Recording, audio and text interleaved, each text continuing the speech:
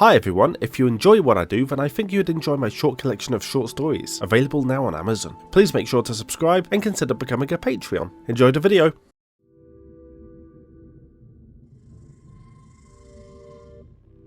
Living their lives in perpetual fear, the people of Terraria had come to dread the coming of every night. For each time the sun would set, there was a risk that the blood moon would rise, unleashing despicable creatures of nightmare to do as they would. Through it all though, the mighty oceans had escaped the touch of the Crimson Terror, too vast to be consumed in one go. But as it continued to reach out, ceaseless in its creep, this safe haven were too full to the infection, and deep in the bloody waters, horrors lurked that held the wrath of 1,000 dead, and the will to raise all before them.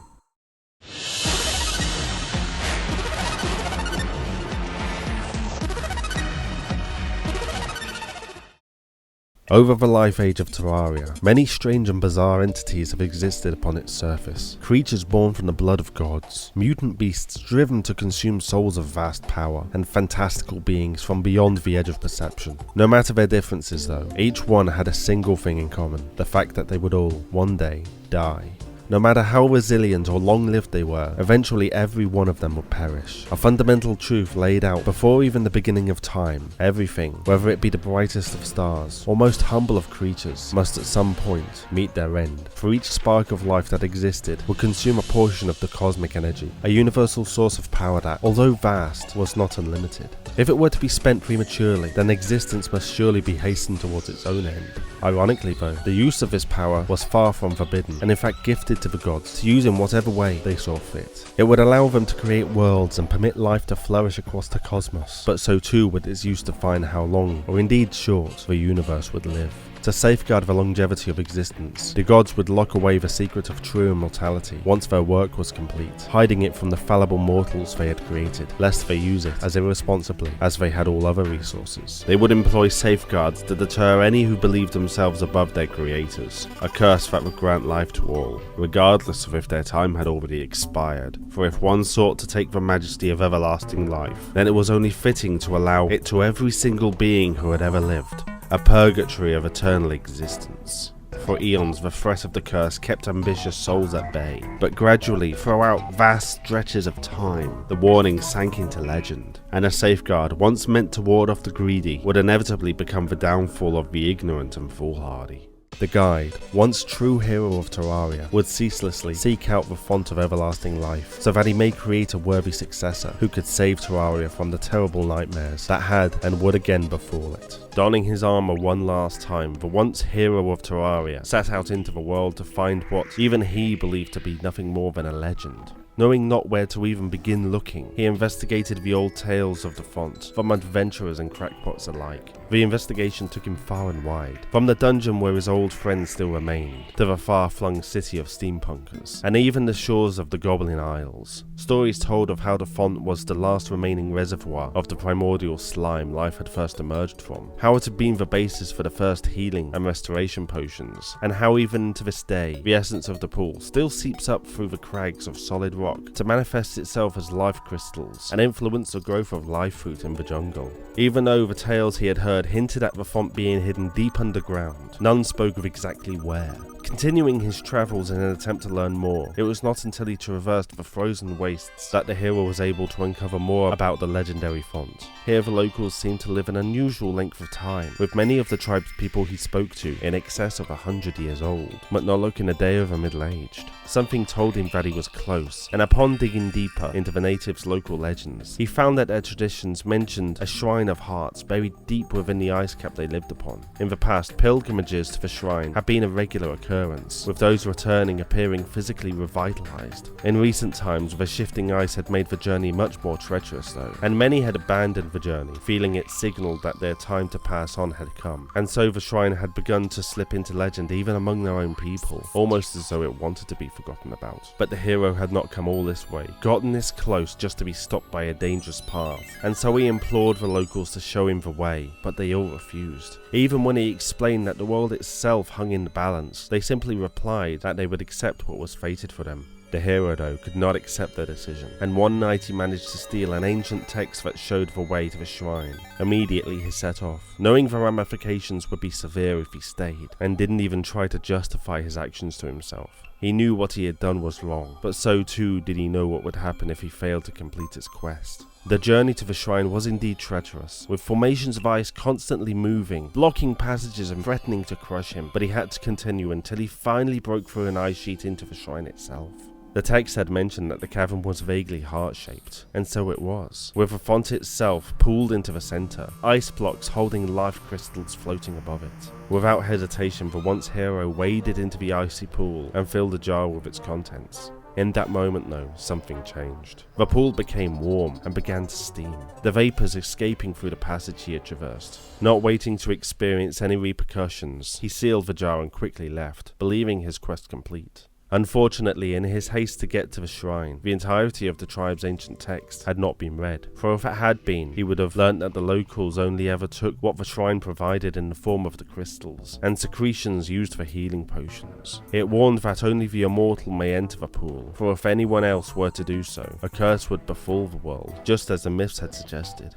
The myth stated that if mortals wanted everlasting life so much as to violate the sanctity of the pool, then it would be granted to all, not just those who lived, but those who had lived. He had unleashed the curse of the undead across the land, and yet this was still only the beginning. Those afflicted by the curse were still capable of experiencing death, but the difference was that they would be reborn just as quickly as they had fallen. Some saw it as a blessing, whereas others saw it as a never-ending torture, but none saw it for what it really was, a lie. Because of that fundamental universal truth of life and death set out so long ago, there was no true rebirth of a soul, but rather a replacement. Upon their deaths, the immortal curse would draw from the cosmic energy and create a duplicate, complete with the memories of their previous incarnation, even those of their demise. For all it appeared to be, they were the same person, and yet their consciousness was a separate, unique entity, tricked into believing it was someone else. What of the original then? Or even the doppelgangers who themselves had been replaced? Well, energy can never merely be destroyed, and neither can it return to the cosmic source, so it lingers, an impression on the world, destined to remain until the curse of undeath is one day broken. Without form or purpose, however, their existence is harrowing, sentenced to be held in a world without experience, pleasure, or even pain. Often this residual energy of a person manifests as nothing more than a shadow, at most something in the corner of your eye. But sometimes, when the will of the departed is strong enough, they will take the form of a phantom apparition, who will seek out the one who replaced them, and attempt to take back the life they feel is theirs. This is particularly apparent with stronger individuals, especially the champion of Terraria, a being designed to be of the strongest fortitude. As such, it would stand to reason that the ghosts of their past selves would be just as willful. While not considering too deeply how the problem had arisen, it was found that graves, even simple ones, were an effective way to bind spirits and prevent their troublesome wanderings. Although if the grave were ever to be damaged, then the spectre would return to torment its quarry again. With the problem of undeath growing, the amount of gravestones began to mount. They could not simply dispose of them, for they risked damage, and so a place would be needed to safely store them all. What was not known, however, was that the concentration of cosmic energy from fallen beings would start to warp the world around them, allowing the ghosts to escape their prisons and even possess the remains of other creatures, turning graveyards into places of great unrest and danger. Roaming hordes of zombified beasts and spectral phantoms would ultimately be the least of concerns though, as with every additional replacement and lingering spirit, the drain on the cosmic energy supply would increase, and if the curse of undeath were not broken, then the cold of universal night may approach much sooner than it had ever been thought possible. The guy may have been condemned to one of the greatest punishments, as he would not only feel the magma sear away his skin as his own creation tossed the cursed effigy into the fires of hell, but he would be reborn into the world, complete with the memory of what had occurred. Alongside him, all would remember their many harrowing deaths, and while many chose to adopt different names and personas to try and run from their memories, they were always there, scratching at the back of their minds. But a people scarred by endless death and rebirth were only the beginning. Plagued as they were by the mindless zombies who had risen from their graves, few expected a greater horror to lie beyond the next sunset, and yet, as the moon rose, it would come. Slavering aberrations of twisted flesh and blood, the result of 1,000 human remains haphazardly melded together, granted a horrific life of their own by the blood moon. Psychotic madmen driven to breaking point by their endless torment. The only thing left to them is to laugh at the pain they cause others, and the ones broken apart by the onset of the curse. The promise of a happy life shattered. Then there are any number of undead, each preserved at the point of death, their bodies falling apart, their minds rotted to a point where they are unable to think straight, but not yet enough so that they cannot experience the tormenting state of perpetual dying. The hero's actions had provoked the fury of the gods themselves, who would turn the moon a sickly red and rain down their own blood upon the surface. Here it seeped into ancient and forgotten graves, animating the putrid sludge of long decayed bodies and merging it with others, until beings composed almost entirely of fetid blood emerged from the ground, nightmarish beyond anything anyone feared already. On this night where beasts beyond description roamed the plains, most felt the only thing they could do was to lock their doors tight and hide away until the blood ceased to fall from the sky. Even doing this though, their safety could not be guaranteed, for the night had strange effects on people, and the danger may not lay entirely outside, for madness may have already seeped into their sanctuary. It is only when the dawn comes and the blood rage clears that the true sadism of the gods is revealed, and too many people will have to live with the knowledge that they murdered those closest to them in cold blood. What's more is that the murdered will be forced to go on, reborn again and again, with the memories of what happened to them and who did it. The blood moon is a testament to the lengths some will go to for vengeance, proof that even so-called enlightened beings, capable of bringing life to an entire planet and nurturing it to maturity, are capable of terrible acts. Of course, there are those who would say the true watchers over Terraria would have never gone to such lengths, and that they, just like so many others, had fallen to the corruption of the outer gods. But then maybe all beings, outer god or not, harbour a great darkness deep down that longs to get out. For years the curse of undeath had plagued the people of Terraria, its likes unwittingly brought about by a hero trying to save his home, but it was of little consolation for those whose nights were filled with the moans and wails of inhuman creatures clawing at their doors, desperate to feast on the flesh within. There was a place, however, that still held safety from these terrible nights. Voracious as it was, the infection the blood moon brought with it had seemingly failed to make its way to Terraria's oceans. Some said it was because they were too vast to be affected, while others claimed that the scourge had been inflicted solely upon the Terrarians for their misdeeds. But whatever the reason people chose to believe, the waters had never been immune after all, and even as some used them as safe havens, building coastal homes or living completely at sea, they were being polluted, and the creatures within them transformed. Indeed, the oceans were vast, their size diluting the impact of the infection. But ever since the first blood moon, an age of liquefied remains had oozed into the seas, slowly saturating them with their bloody poison. The impact would be subtle at first. Minor mutations anyone but the most versed of scientists would be hard-pressed to notice, but soon it would become much more obvious as the mutations advanced. First there were the fish, whose eyes swelled to encompass their entire head, able to leap out of the water and menace those above the surface. It would only get much worse though, as stories from anglers grew of bulbous, malformed squid covered with eyes, and huge, vicious eels, the likes of which had never been encountered before. And in all these cases of bizarre, malformed creatures, the one constant seemed to be that they were all coloured a sickly shade of blood red. Then the night came, when the blood moon rose once more, but this time things would be different, and far more harrowing than they had ever been.